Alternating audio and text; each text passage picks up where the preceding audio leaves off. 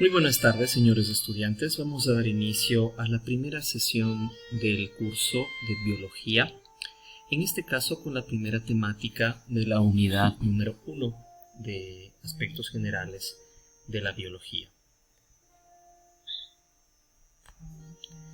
Bien, la biología es una asignatura que pertenece a las ciencias naturales. Es una disciplina que tiene mucha historia y tiene ligados muchos conceptos trascendentales tanto para la filosofía como para el desarrollo científico a nivel del ser humano y de la historia en general. En la clase de hoy analizaremos los siguientes contenidos: el concepto de biología, hablaremos a breves rasgos de lo que es la vida en su concepto más amplio, hablaremos sobre las teorías del origen de la vida en la Tierra, sobre las ramas de la biología y la importancia de la biología para la ingeniería ambiental.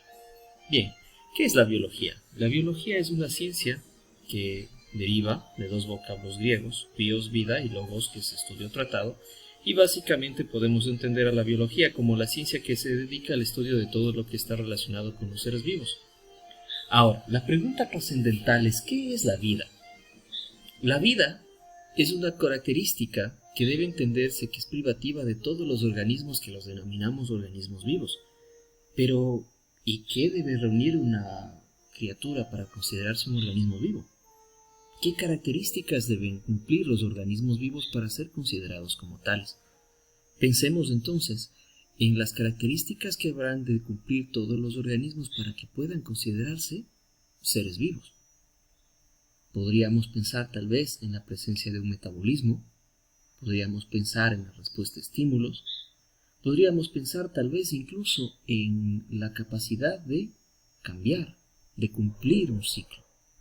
Entonces, intrínsecamente lo primero que se nos viene a la mente cuando hablamos sobre seres vivos, sobre vida en general, es el ciclo vital que todo organismo cumple. Y es verdad, es una condición privativa de toda forma de vida. Todos los organismos tenemos un origen, un nacimiento, por decirlo así, una etapa más o menos corta, dependiendo del organismo, de desarrollo, ¿sí? Una siguiente etapa en la cual el organismo se reproduce, genera descendencia, y finalmente una etapa en la cual la vida llega a su fin.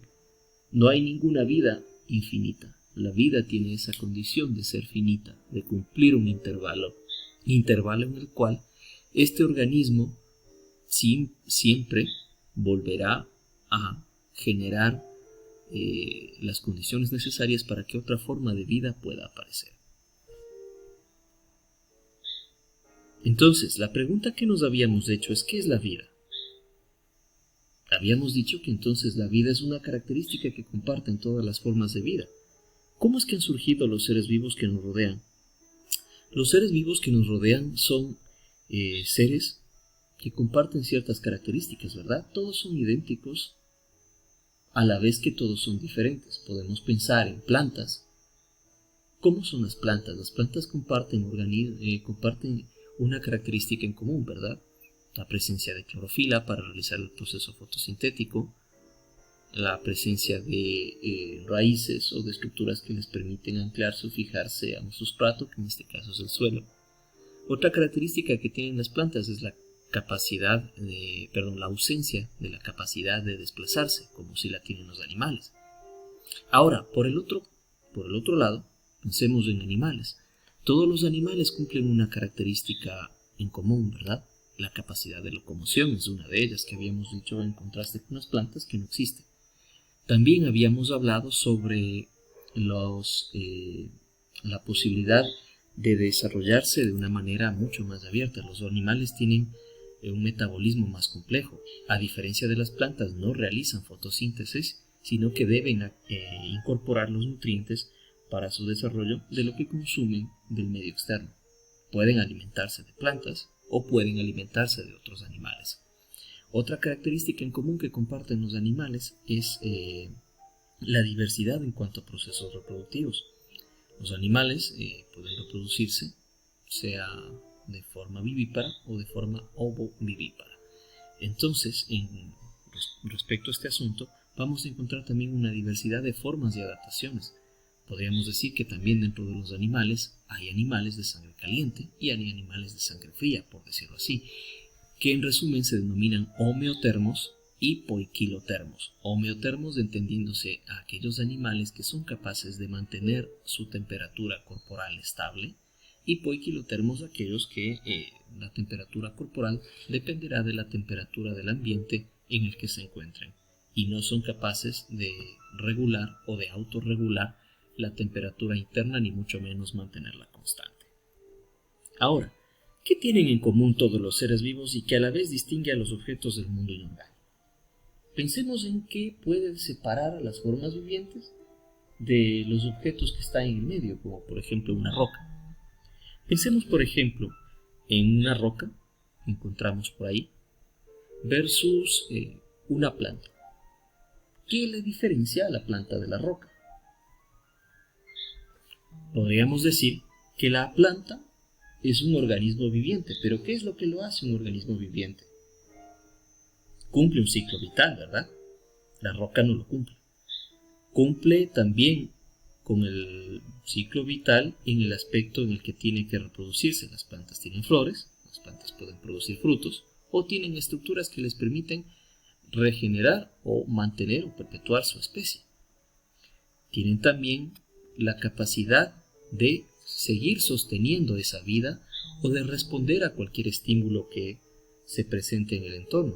Si yo dejo a la planta en un ambiente con muy poca humedad y sin la posibilidad de absorber nutrientes, la planta empezará a marchitarse y con el tiempo podrá cesar de realizar cualquier actividad biológica.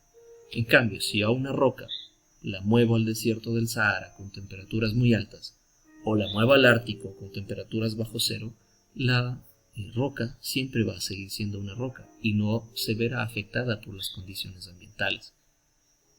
Entonces, ¿qué es lo que los distingue a los organismos biológicos de las demás cuestiones existentes en el planeta Tierra? Es decir, de todo el entorno abiótico, el que carece de vida, es la presencia de un metabolismo, la capacidad de responder a estímulos, la posibilidad de desplazarse, la posibilidad de cumplir este ciclo vital.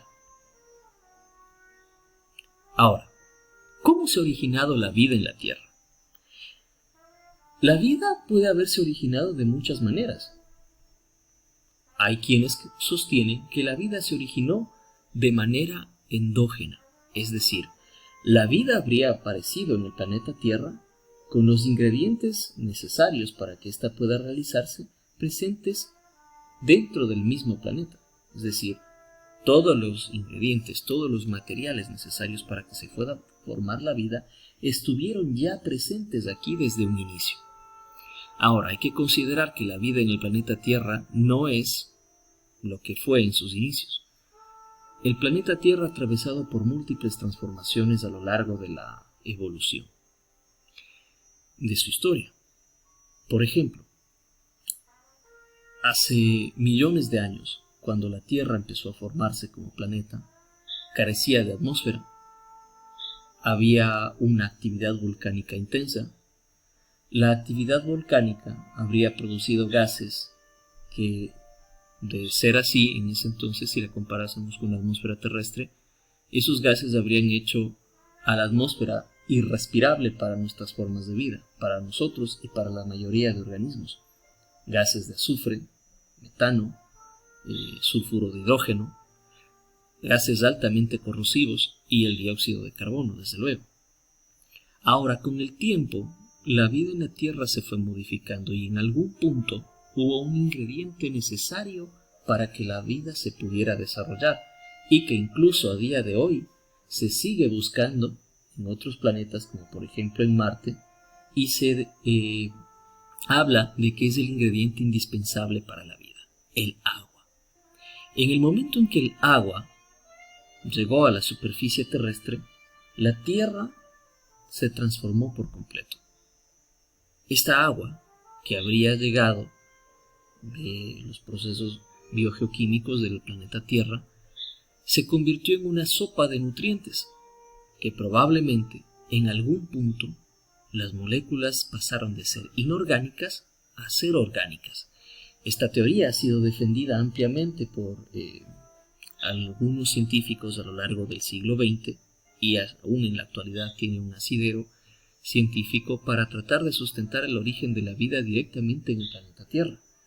Con el tiempo, las moléculas inorgánicas como el agua, el dióxido de carbono, el azufre, los fosfatos, los sulfatos, etc., habrían dado lugar a moléculas con una estructura de carbono presente, la base de lo que conocemos como la química orgánica o la química de la vida.